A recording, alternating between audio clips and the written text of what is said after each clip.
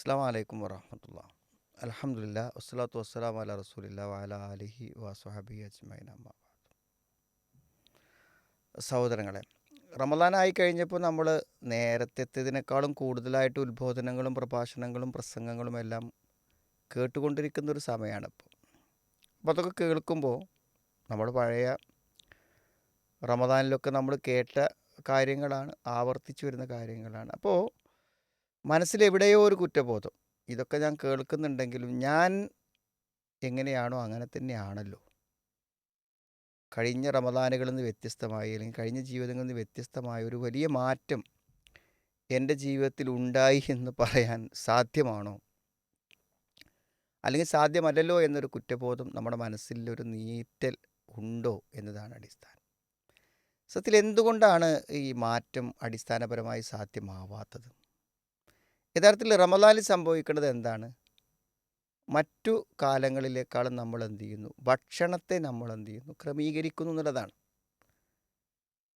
പുണ്യം കൂടുതലുണ്ടെങ്കിലും രാത്രി നമസ്കാരം മുമ്പുണ്ട്, ജമാഅത്തുകളിൽ നമ്മൾ പങ്കെടുക്കുന്നുണ്ട്, വിശുദ്ധ ഖുർആൻ നമ്മൾ പാരായണം ചെയ്യും. ഇതൊക്കെ നമ്മുടെ റമദാൻ്റെ മുമ്പും ചെയ്തിരുന്ന കാര്യങ്ങളാണ്.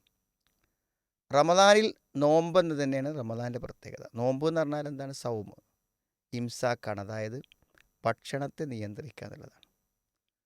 അപ്പോൾ യഥാർത്ഥത്തിൽ സംഭവിക്കുന്നത് ഒരു ഭക്ഷണ നിയന്ത്രണം സാധ്യമാകുന്നുണ്ടോ, അല്ലെങ്കിൽ ഭക്ഷണത്തിനോടുള്ള ഒരു ഇസ്ലാമികമായ ഒരു അദബ് നമ്മൾ പാലിക്കുന്നുണ്ടോ, യഥാർത്ഥത്തിൽ നമ്മുടെ ഭക്ഷണത്തിൽ കുറവ് വന്നോ എന്നുള്ളതാണ്.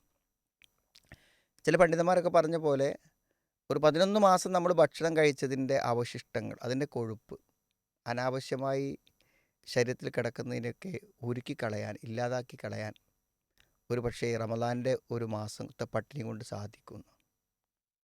പാപങ്ങളെല്ലാം പരിഹരിക്കപ്പെടുന്ന പോലെ തന്നെ അങ്ങനെ ഒരു പിന്നെ മാറ്റം വരത്തക്ക വിധത്തിൽ ഭക്ഷണ കാര്യങ്ങളിൽ ഒരു നിയന്ത്രണം വരുന്നുണ്ടോ എന്നാണ്. പല കാരണങ്ങളെ കൊണ്ട് അങ്ങനെയുള്ളൊരു നിയന്ത്രണം വരാതിരിക്കുക. ഒന്ന്, നമ്മൾ ഇഫ്താറുകൾ പങ്കെടുക്കുന്നു. ഇഫ്താർ എന്ന് പറഞ്ഞാൽ ഗംഭീരല്ലേ. സാധാരണ നമ്മൾ റമദാൻ അല്ലാത്ത കാലത്ത് പോലും കഴിക്കാത്ത, വിവാഹങ്ങളിലും മറ്റു കാര്യങ്ങളിലും ആഘോഷവേളകളൊക്കെ കഴിക്കുന്ന സമൃദ്ധമായ ഭക്ഷണമാണ് പല ആൾക്കാരും കഴിക്കുന്നത്.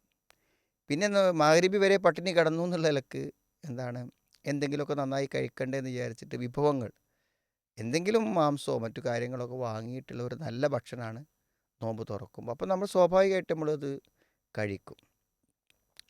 പിന്നെ പകൽ മുഴുവൻ വിശന്നിരുന്നു എന്നുള്ളത് കൊണ്ട് തന്നെ ഭക്ഷണം അമിതമായി കഴിക്കാനുള്ളൊരു സാധ്യത കൂടുതലാണല്ലോ.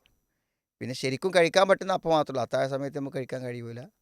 പിന്നെ നോമ്പ് തുറന്ന് കഴിഞ്ഞിട്ടുള്ള ഈ ഒരു നിസ്കാരത്തിൻ്റെ ഒരു ഇടവേളയിലുള്ള ഏതാനും ഒരു മണിക്കൂർ, 1.5 മണിക്കൂർ സമയമാണ് നമുക്ക് നല്ലൊരു ഭക്ഷണം കഴിക്കാൻ പറ്റുക. അപ്പോൾ അത് പരമാവധി എല്ലാ നിയമാതിർത്തികളും ലംഘിച്ചുകൊണ്ട് ഭക്ഷണം കഴിക്കുകയാണെങ്കിൽ, ഭക്ഷണം കുറഞ്ഞതുകൊണ്ട് നമ്മുടെ ശരീരത്തിലും ആത്മീയതയിലും വരുന്ന മാറ്റങ്ങൾ എങ്ങനെയാണ് അമിതമായ ഭക്ഷണം കൊണ്ട് ഉണ്ടാകുമ്പോൾ എങ്ങനെയാണ് സാധ്യമാകുന്നത്?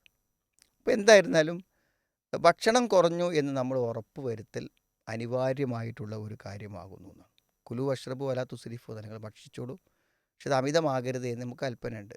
അമിതമായി ഒരു മനുഷ്യനെ സംബന്ധിച്ചിടത്തോളം എന്താണ്, അവൻ ഭക്ഷിക്കുന്നത് ഹസ്ബിബിന് ആദം ഉക്കിലാത്ത് യൊക്കിംന സുൽബഹു, അവൻ്റെ മുതുക് നിവർന്ന് നിൽക്കാനുള്ള, ജീവൻ നിലനിർത്താനുള്ള ഭക്ഷണമേ ഒരു മനുഷ്യന് ആവശ്യമുള്ളൂ എന്നാണ്. അപ്പോൾ വളരെ ഗൗരവമുള്ള കാര്യമാണ്. നമ്മുടെ പൂർവികന്മാരായ ആളുകളും സഹാബത്തൊക്കെ അമിത ഭക്ഷണത്തെ വളരെ അപകടകരമായ ഒരു കാര്യമായിട്ടും ഒരു അനിസ്ലാമികമായ കാര്യമായിട്ട് പോലും അതിനെ അവർ പരിഗണിച്ചു എന്ന് വേണം പറയാൻ. ഇബ്നു ഉമർ റളിയല്ലാഹു അൻഹു എപ്പോൾ ഭക്ഷണം കഴിക്കുമ്പോഴും കൂടെ ഒരാൾ അതിഥിയായിട്ട് വേണമെന്നാണ് അദ്ദേഹത്തിന്. അങ്ങനെ നാഫി റളിയല്ലാഹു അൻഹു അദ്ദേഹത്തിൻ്റെ അടുക്കിലേക്ക് ഒരു അതിഥിയുമായിട്ട് വന്നു. അങ്ങനെ ആ അതിഥി എന്ത് ചെയ്തു? വളരെ ഗംഭീരമായി ഭക്ഷണം കഴിച്ചു. അപ്പോൾ നാഫിയോനോട് ഇബ്നു ഉമർ റളിയല്ലാഹു അൻഹു പറഞ്ഞു, ഇയാളെ നീ കൊണ്ടുവരരുത് പറഞ്ഞു. എന്താണ് അതിൻ്റെ കാരണമായിട്ട് പറഞ്ഞത്?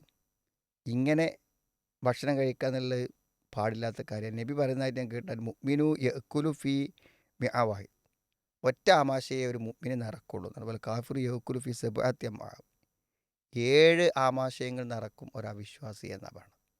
അപ്പോൾ അത്രമാത്രം കണിശതയോടുകൂടെ കണ്ടൊരു കാര്യമാണ് ഭക്ഷണത്തെ നിയന്ത്രിക്കുക എന്നുള്ളത്.